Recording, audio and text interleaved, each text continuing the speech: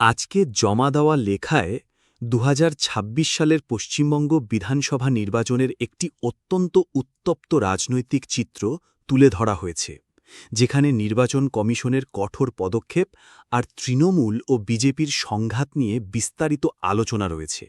মানে, লেখার যে অংশটি আমার খুব ভালো লেগেছে তা হল তথ্যগুলোর বস্তুনিষ্ঠ উপস্থাপন। কিন্তু চলুন দেখি কিভাবে আমরা এই লেখাকে আরও শক্তিশালী করে তুলতে পারি। একদম।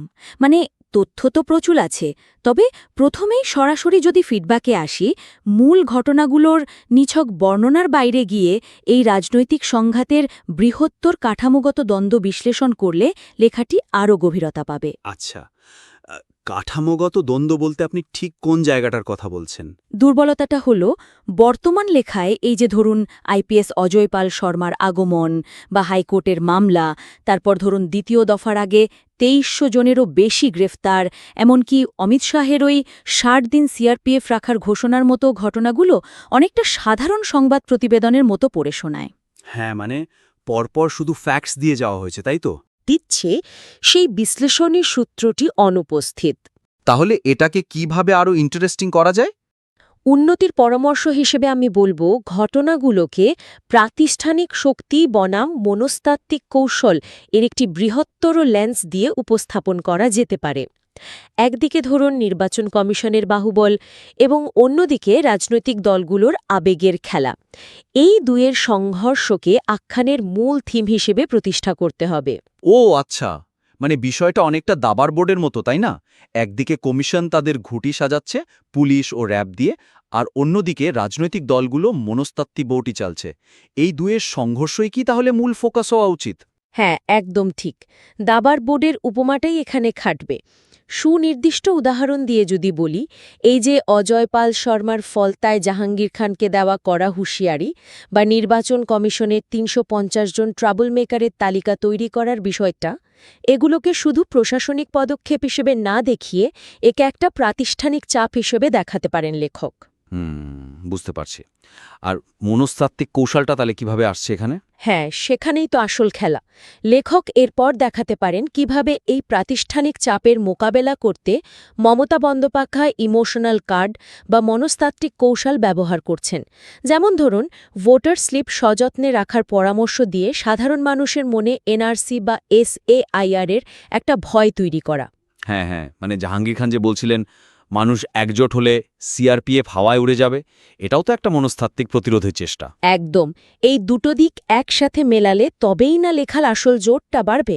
রাইট, বেশ ইন্টারেস্টিং পয়েন্ট।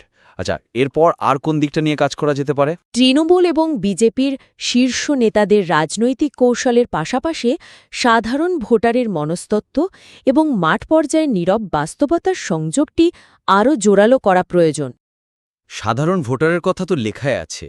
ওই যে মুসলিম অধ্যুষিত এলাকায় ৯৭% ভোট পড়ার পরিসংখ্যানটা দেওয়া হলো, ওটা কি যথেষ্ট নয়? এখানে আসলে মূল দুর্বলতাটা লুকিয়ে আছে। লেখাটিতে মমতা বন্দ্যোপাধ্যায়, অভিষেক বন্দ্যোপাধ্যায়, অমিত শাহ বা অজয় পাল শর্মার মতো হেভিওয়েট চরিত্রদের ওপর অতিরিক্ত জোর দেওয়া হয়েছে।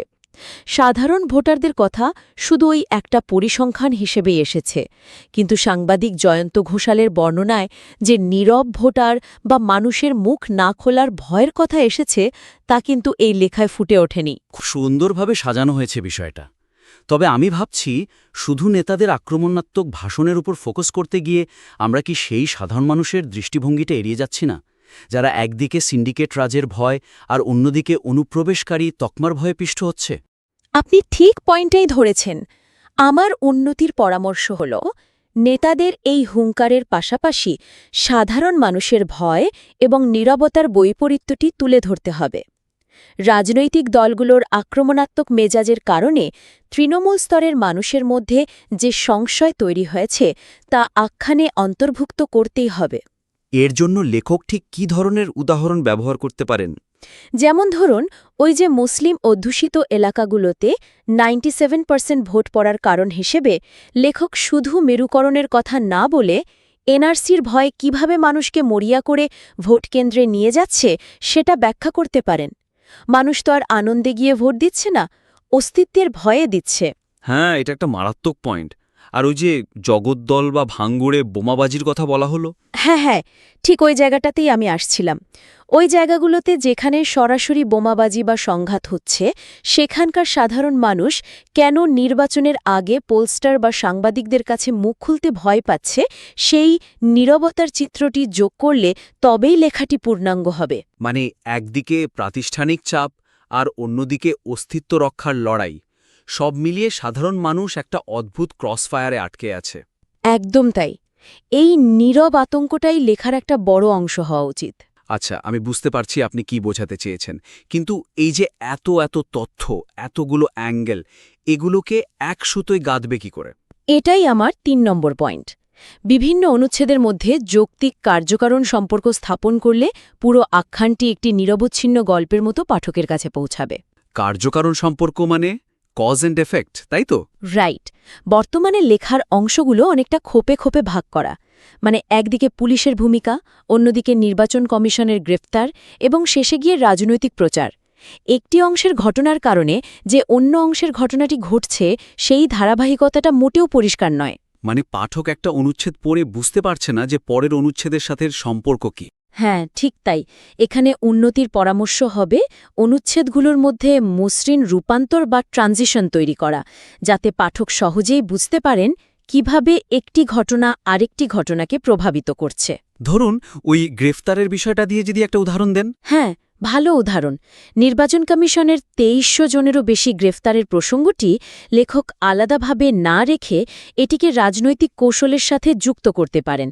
লেখক দেখাতে পারেন, যেহেতু কমিশন রাতারাতি ৮০৯ জনকে গ্রেফতার করে স্থানীয় রাজনৈতিক পেশিশক্তিকে দুর্বল করে দিয়েছে, সেহেতু তৃণমূল নেতৃত্বকে এখন বাধ্য হয়ে আবেগ বা ওই ইমোশনাল কার্ডের উপর বেশি নির্ভর করতে হচ্ছে। ও আচ্ছা, যেমন ভবানীপুরে মমতা বন্দ্যোপাধ্যায়ের অপমানিত হওয়ার দাবি করাটা, মানে পেশিশক্তি কাজ করছে না বলেই আবেগের আশ্রয় নেওয়া হচ্ছে। একদম। এই যেহেতু আর সেহেতু কাঠামোটা ব্যবহার করলেই পুরো লেখার ডাইনামিক্স বদলে যাবে। আর একটা সুনির্দিষ্ট উদাহরণ দিই। অভিষেক বন্দ্যোপাধ্যায়ের ৪ জুনের পর দেখে নেওয়া হবে নামক হুমকির ঠিক পরে অমিত শাহের ভোটের পর ৬০ দিন সিআরপিএফ থাকবে প্রতিশ্রুতিটি রাখা উচিত। রাইট। যদি আমরা এই অনুচ্ছেদগুলোকে একে অপরের প্রতিক্রিয়া হিসেবে সাজাই, তবে পুরো লেখাটা শুধু তথ্যের তালিকা না হয়ে একটা টানটান থ্রিলারের মতো জীবন্ত হয়ে উঠবে। পাঠক পরিষ্কার দেখতে পাবে যে কেউ ফাঁকা মাঠে গোল দিচ্ছে না, সবাই অপরের চালের পাল্টা চাল দিচ্ছে। একদম।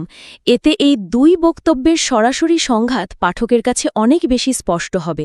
কাঠামোগত এই পরিবর্তনটুকু করলেই লেখাটা সাধারণ রিপোর্টিং থেকে একটা গভীর বিশ্লেষণে পরিণত হবে। আচ্ছা, তাহলে আমরা আলোচনার একদম শেষ পর্যায়ে চলে এসেছি। যদি খুব সংক্ষেপে আজকের মূল পয়েন্টগুলো একবার টেনে দিই। প্রথমত, বিচ্ছিন্ন ঘটনাগুলোর বদলে প্রাতিষ্ঠানিক বনাম মনস্তাত্ত্বিক কৌশলের মূল থিমটি ফুটিয়ে তুলতে হবে। হ্যাঁ। দ্বিতীয়ত, শীর্ষ নেতাদের বক্তব্যের পাশাপাশি নীরব ভোটারের মনস্তত্ত্ব এবং মাঠ পর্যায়ের ভয়ের চিত্রটি যুক্ত করতে হবে। আর তৃতীয়ত, অনুচ্ছেদগুলোর মধ্যে যৌক্তিক কার্যকারণ সম্পর্ক তৈরি করে বর্ণনার প্রবাহকে আরও মসৃণ করতে হবে। একদম ঠিক। আমি লেখককে ভীষণভাবে উৎসাহ দেব এই পরিবর্তনগুলো তার লেখায় প্রয়োগ করার জন্য। ডেটাগুলো খুব স্ট্রং, শুধু এই বিশ্লেষণী কাঠামোটা যোগ করলে লেখাটা অসাধারণ হবে। হ্যাঁ, আপনার লেখার প্রাথমিক ভিত্তিটা সত্যি খুব ভালো। এই অ্যাকশন পয়েন্টগুলো নিয়ে একটু কাজ করে লেখাটি পুনরায় আমাদের কাছে জমা দেওয়ার জন্য আপনাকে সাদর আমন্ত্রণ জানাচ্ছি। আজ তাহলে এখানেই শেষ করছি।